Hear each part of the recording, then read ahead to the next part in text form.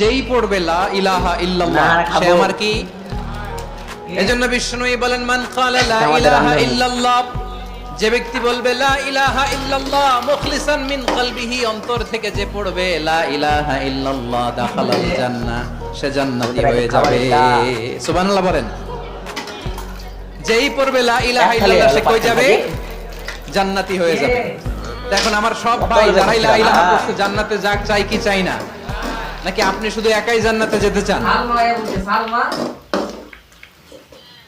আরে দে ওকে পিছো কবে এটা সদা